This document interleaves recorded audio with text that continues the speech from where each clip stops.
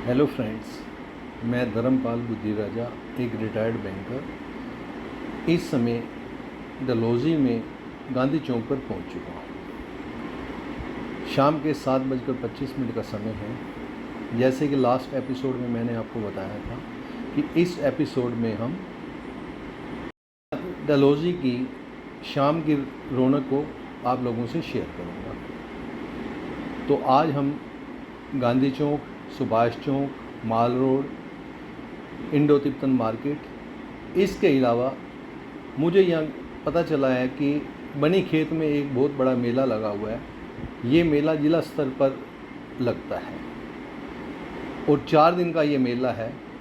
तो कल इसका लास्ट डे है, तो मैं उसको भी कवर करूँगा।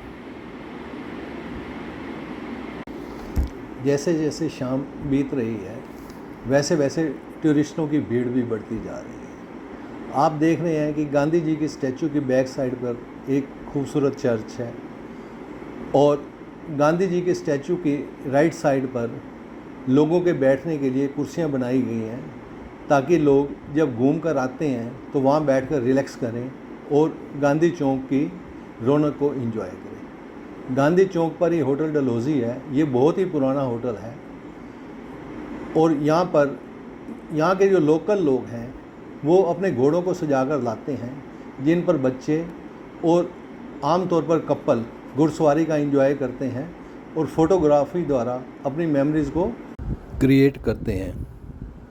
के लिए बैलून्स वगैरह भी हम देख रहे हैं।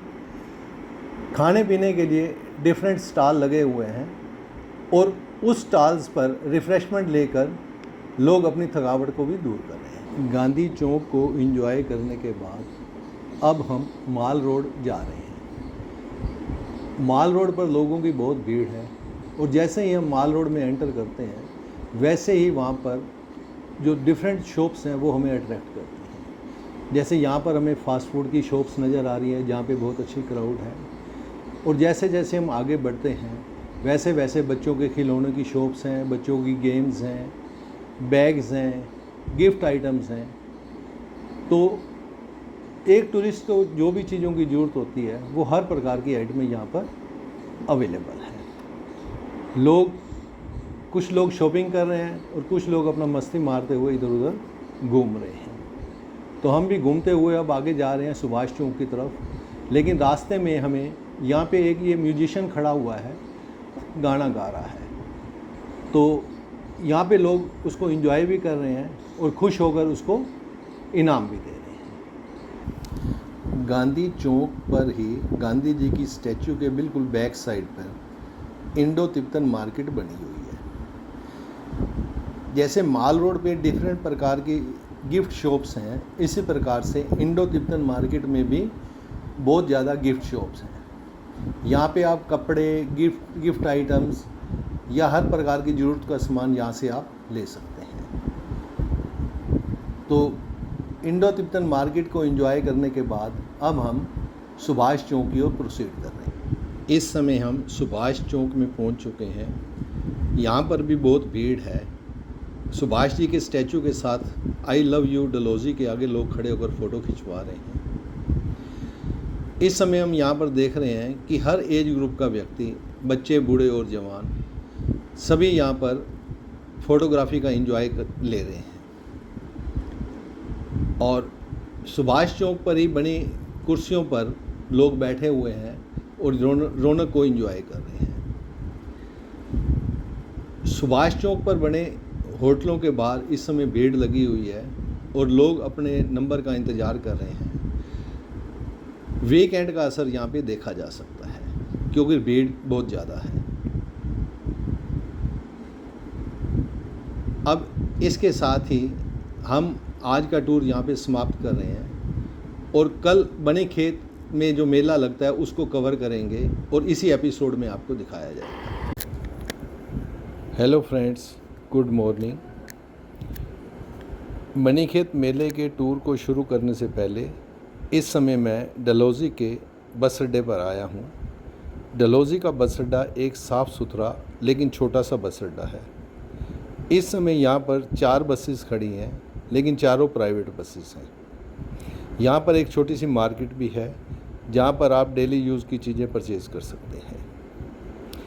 यहाँ के लोकल से बात करने पर पता चला कि हिमाचल के डिफरेंट प्लेसेस पर जाने के लिए आपको यहाँ से प्राइवेट बस ही मिलेगी, क्योंकि ये बस अड्डा छोटा बस अड्डा है, तो मैक्सिमम प्राइवेट बस सर्विस ही अवेलेबल है।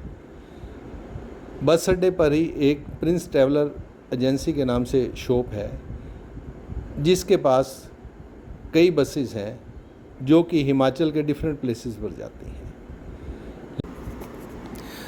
बनी खेत पहुंचने पर नाग मंदिर समिति के अध्यक्ष श्री तिलक सिंह जी ठाकुर से बात की गई। उन्होंने बताया कि वो पिछले 35 साल से नाग मंदिर समिति के अध्यक्ष हैं और मेले का आयोजन समिति द्वारा ही किया जाता था, लेकिन पिछले 2 साल से इस मेले का आयोजन जिला स्तर पर एसडीएम साहब द्वारा करवाया जाता है। इस मेले में कबड्डी का दंगल भी करवाया जाता है, जिसमें विजेता को 51,000 रुपये, सेकंड विजेता को 31,000 और थर्ड विजेता को 11,000 रुपये का इनाम दिया जाता है। रात के समय यहाँ पर कल्चरल एक्टिविटीज़ भी होती हैं और लोग एंजॉय करते हैं। इस समय हम भूरू नाग देवता के मंदिर में आए हैं। भूरू नाग देवता मंदिर समिति द्वारा ही इस मेले का आयोजन किया जाता है। आप देख रहे हैं कि कितनी डेकोरेशन की हुई है और बहुत ही खूबसूरत मंदिर बना हुआ है। फ़िलहाल इस समय रेनोवेशन का काम चल रहा है और मंदिर के अंदर जो भी पहले मूर्तियां थी उनको मंदिर की बाहर की तरफ दीवारों के साथ लगा दिया गया है। यहाँ के पुजारी श्री करतार चंद शर्मा जी हैं, तो अब हम उनसे बात करेंगे ताकि हम भूरू नाग देवता के इतिहास के बारे में जान सकें। मैं नाग देवता पुजारी बनीखेत करतार चंद शर्मा। हाँ जी, हाँ जी। ये जो भूरू नाग देवता, जो ये मंदिर भूरू नाग देवता के नाम से जाना जाता है जी, बड़ी प्राचीन बात है। अंग्रेजों के समय की बात है जी। हाँ जी, हाँ जी। अंग्रेज यहाँ पर गोल्फ खेलने आया करते थे। अच्छा। तो गोल्फ खेलते खेलते जो उनकी जो गेंद थी वो नाग देवता के पूंछ पर लगी। अच्छा। पूंछ पर लगते ही उसने क्या किया कि यहाँ से पत्थर उठाया। पत्थर उठाने से नाग देवता को पत्थर मारा और मारने से क्या हो कि नाग देवता की पूंछ पर लग गया। अच्छा। पूंछ पर लगने से ऐसा हुआ कि वहाँ से उनकी पूंछ थोड़ी सी कट गई और वहाँ से ब्लड निकलना शुरू, खून निकलना शुरू हो गया। हाँ जी। खून जितना ही खून निकला उतना खून निकला, उस जैसे खून की जितनी भी धारा बही उस समय से नाग देवता प्रकट होते गए। जैसे ही अंग्रेज ने देखा कि ये क्या हुआ, वो चंबित हो गया।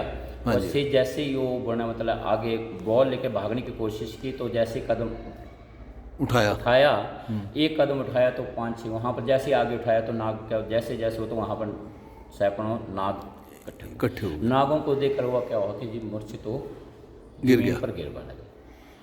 जमीन पर गिरने से क्या हुआ कि वो बेहोश होकर गिर पड़ा। फिर नाग देवता ने स्वप्न में उसको बताया कि अगर आप जीने की चाहत रखते हो तो मेरे मंदिर का निर्माण करवाना होगा। हाँ जी। उसने क्या किया, पास में 2 ईंटें पड़ी थी, 2 ईंटें उठाई और ईंटें उठाने को क्या किया, थोड़ी इतनी छोटी जो सिलाई थी वो निकली थी, उसके ऊपर कर दिया। उसके बाद क्या हुआ, सिला से वो बिल्कुल हट गई। सिला बनो सिला के साथ नाग देवता जी लिपटे रहते थे। हाँ जी। और बोलने का मतलब ये जो सिलाई थी एकदम से अपने आप ही ऊपर प्रकट हो गई, जमीन से प्रकट हो गई। अच्छा। जमीन से प्रकट होने के बाद जी इन नाग देवताओं की सिलाई एकदम बाहर हो गई। फिर यहाँ के जो बुजुर्ग लोग थे उन्होंने कहा कि ये तो नाग देवता जी हैं, इनका मंदिर का निर्माण करवाना। हाँ जी। मंदिर का निर्माण करवाया। शर्मा जी बहुत बहुत धन्यवाद आपका। इस समय दोपहर के 2:30 का समय है और हम मेला क्षेत्र में घूम रहे हैं। मेला क्षेत्र में विभिन्न प्रकार की दुकानों को सजा कर लगाया गया है और जो मेला देखने लोग आए हुए हैं उनको ये सुविधा हो जाती है कि विभिन्न प्रकार की दुकानें एक स्थान पर उनको मिल जाती हैं और वो अपनी ज़रूरत के सामान को खरीद लेते हैं। लोगों की इस समय मूवमेंट जारी है। बताते हैं कि कल यहाँ पर एक कुश्ती का बहुत बड़ा दंगल भी हुआ था और जिसमें बहुत ज़्यादा क्राउड थी। फर्स्ट प्राइज़ विनर को 51,000 रुपये, सेकेंड प्राइज़ विनर को 31,000 रुपये और थर्ड प्राइज़ विनर को 11,000 रुपये दिया गया था। क्योंकि इस समय इसका मैनेजमेंट SDM साहब के द्वारा किया जा रहा है, तो सिक्योरिटी का भी प्रॉपर अरेंजमेंट है और बहुत डिसिप्लिन वे में मेले को चलाया जा रहा है। अब आप मेरे साथ ही मेला क्षेत्र को नेचुरली एंजॉय करें। सभी एंजॉय कर रहे हैं इस समय यहाँ पे।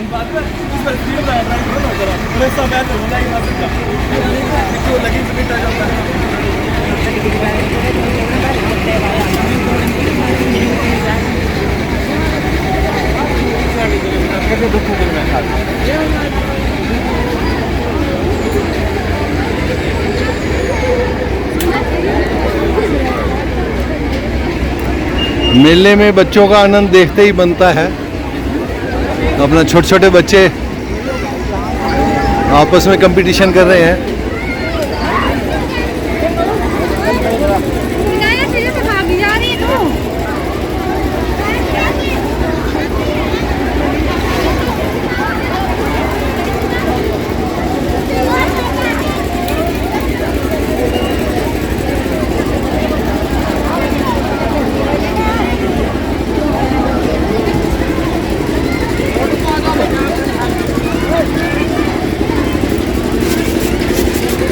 बहुत समय बाद एक अच्छा मेला देखने का मौका मिला है।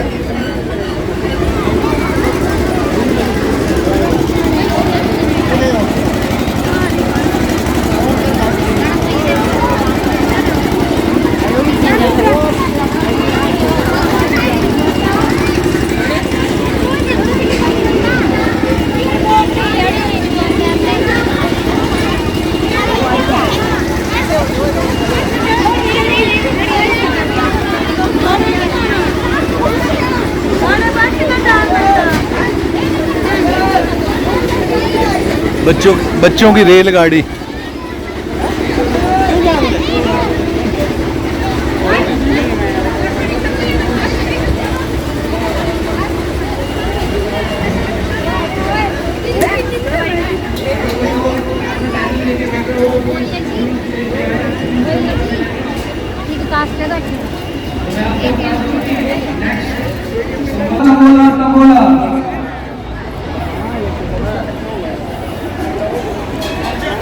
नेक्स्ट राउंड शुरू हो चुका है। आपको बता दें कि इस साल भी हाल की सीटिंग कैपेसिटी को देखकर लगता है कि यहाँ हज़ारों की संख्या में लोग कल्चरल एक्टिविटीज़ को एंजॉय करते हैं। इसके साथ ही बनीखेत मेले का ये टूर हमारा यहाँ समाप्त होता है। अब मैं डलहौजी टूर की कुछ इम्पोर्टेंट बातें आपसे शेयर करता हूँ। नंबर 1, सीज़न में आने पर अपनी अकोमोडेशन को बजट अनुसार ज़रूर बुक करवा कर आएँ। नंबर 2, अगर आप वीकेंड पर आ रहे हैं और लोकली 2 व्हीलर पर घूमना चाहते हैं तो आते ही अपनी 2 व्हीलर की बुकिंग करवा लें। नंबर 3, अगर आप शेयर टैक्सी चाहते हैं तो अपने जिस होटल में आप ठहरे हैं होटल के रिसेप्शनिस्ट को बता दें ताकि वो आपका दूसरे टूरिस्ट से टाई अप करवा देगा। इसी तरह आप टैक्सी यूनियन के ऑफिस जाकर भी वहाँ पर किसी के साथ टाई अप कर सकते हैं। नंबर 4, अगर आप वापस दिल्ली जाना चाहते हैं तो लोकल बस ऑपरेटर्स का दिल्ली वाले ट्रैवलर्स का आपस में टाई अप होता है, तो ये लोग आपको एक डेस्टिनेशन पर छोड़ देंगे और वहाँ से दिल्ली जाने वाली बस आपको पिक कर लेगी। नंबर 5, डलहौजी बस अड्डे से गांधी चौक और सुभाष चौक की दूरी 2 किलोमीटर की है, लेकिन चढ़ाई स्टीप है। इसके लिए टैक्सी वाले आपसे 200 रुपये चार्ज करते हैं। इसके साथ ही हमारा डलहौजी टूर भी यहाँ समाप्त होता है और अब मैं धर्मशाला के लिए प्रोसीड कर रहा हूँ, जिससे कि मैं नेक्स्ट एपिसोड में आप लोगों से शेयर करूँगा। तब तक के लिए धन्यवाद। Bye bye.